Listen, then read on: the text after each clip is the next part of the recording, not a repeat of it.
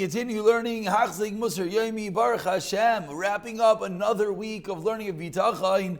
And actually, this is the final full week that we'll be learning Bitachon together. As next week, Baruch Hashem, we'll be concluding the Sefer, and then we'll be moving on to Pirkei Avos with Rabbeinu Yaina. We're up to page 259 as we're ramping up this sixth parak of Sha'ar HaBitachon. Just to make mention, anyone who has the art scroll, Chovos Halevavos, there's a beautiful footnote over here on page 259 in which he discusses the famous shailas about is it appropriate to have insurance, etc., based on what we learned yesterday in the previous year, that just because you have extra money that makes you secure, Hashem could determine how you're going to have your money, how you won't have your money. The marbin achasim, marbin daiga. So how do we Torah orient ourselves with something like insurance, which seemingly is securing our future? You can look at that note over there. But we continue. V'hashishi says the Chovos Halevavos that the sixth response to a person who's trying to amass wealth to be secure, someone who takes security from his friend. Again, I lend you $100. You give me your watch as security. What is the reason? If I were to know that you're the person that you're going to pay me before this man comes, and I know that the person's not just going to pay me back, he's going to give me double. He's going to be so appreciative for the loan I gave him. He's going to give me double. Am I going to go? You're going to go and you can take a mashkin? That's ridiculous. You know the guy's going to pay early. You know he's going to be so happy that you gave him this loan that he's going to give you double. So what are you taking the mashkin for? So of course, when it comes to Hashem, that Hashem, of course, He treats us with the greatest chesed, with the greatest kindness, and He gives us goodness upon goodness and chesed upon chesed at every moment of our lives. Chadashim gan yishanim, the new gifts and the old gifts that Hashem gives us. And more than that, He rewards us. He gives us reward for the tzedakah that we do and the mitzvahs we do.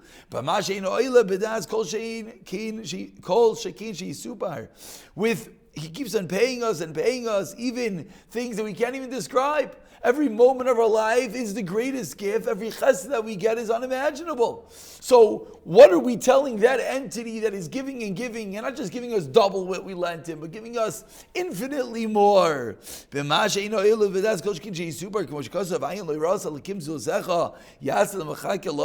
in Yeshaya says, no eye except yours, Hashem, could see that which awaits you. Could there be a greater genai? That person you're asking a mashkin again. What was the nimshal? You lend someone $100. You know he's going to pay you early. You know he's going to pay you double. Are you going to take a mashkin? Are you going to take security from him? Of course not. Because you know you're getting back and getting back double. So when it comes to Hashem, and Hashem gives and gives and gives, and every moment is the greatest chesed, we're now going to say, okay, Hashem, I have my parnasa for this year. But you know what? I want for next year, and I want for the next year, and I want for my entire lifetime. How can we ask of Hashem such a security? And finally, Vashvi, in the seventh and final refutation for someone who tries to stockpile money to make sure he's ultra secure. Someone who takes security from his friend. He doesn't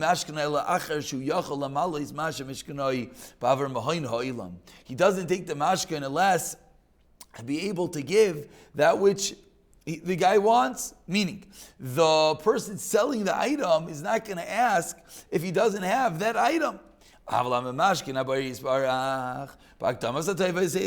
Hashem.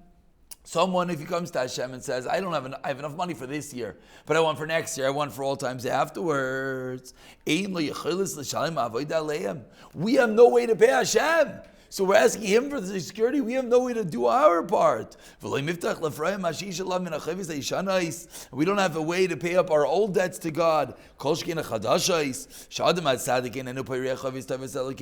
the tzaddik doesn't fully pay up to Hashem unless Hashem helps him do such. So finally, as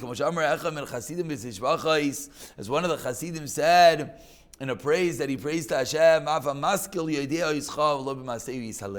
even the maskil, even the wise person who knows you, Hashem, cannot take pride, cannot be happy in his maisim.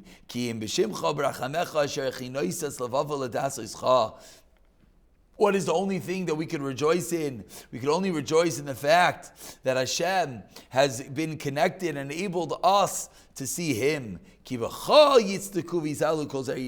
only through you does Klal Yisrael get the right chesed and kavod.